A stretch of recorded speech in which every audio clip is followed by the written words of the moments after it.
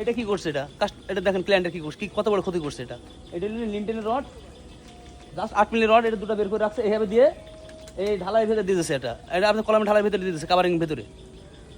হ্যাঁ, এটা কী হবে জানেন, এটা পরবর্তী যখন আপনি ঢালাই বের করবেন, কলাম ভেঙে বের করা লাগবে। কলাম ভেঙে বের করলে কি অক্সিজেন আপনার মধ্যে মরিচা পড়বে, রডে এই রডে মেন রডে কি মরিচা পড়বে, মরিচা পড়লে কি আপনার কংক্রিট ছেড়ে দেবে, দুর্বল হয়ে যাবে কংক্রিট।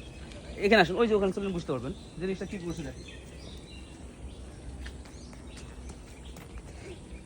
এই দেখেন কত বড় ক্ষতি করছে, দেখেন এই জন্য তো রাজমিস্ত্রি দেখেন কি করছে, কর্নারটা দেখেন, এই দেখেন ঢালাই ভিতরে ঢুকাই দিচ্ছে।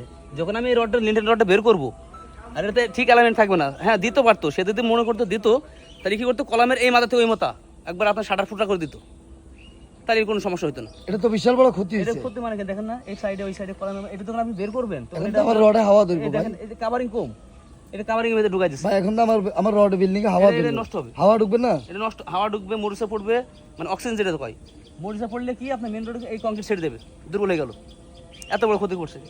এখন ভাই আমার কি করণীয় উচিত? করণীয় যদি এরকম ক্লায়েন্ট থাকলে মনে করেন যে যারা রাজমিস্ত্রিকে পছন্দ করে, রাজমিস্ত্রির কথা শুনে তারা এরকম ক্ষতি এতে পড়বে।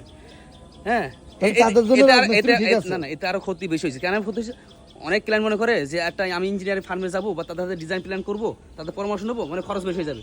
কিন্তু আমার মনে হয়, আমার মতে এখানে খরচ আরো বেশি হয়েছে। রাজমিস্ত্রি গেলে বা রড মিস্ত্রির কাছে গেলে ওনারা মনে হয় ইচ্ছা মতো করবে, ওই ক্লায়েন্টে বা মালিকের আপনার মনে করেন যে একবার সর্বশান্ত করে ফেলবে, টাকা তো যাবে, অর্থ তো যাবেই, সাথে যে শখের স্বপ্নের বাড়িটা তৈরি করবে, সেই বাড়িটা মনে করেন যে সে নষ্ট করবে।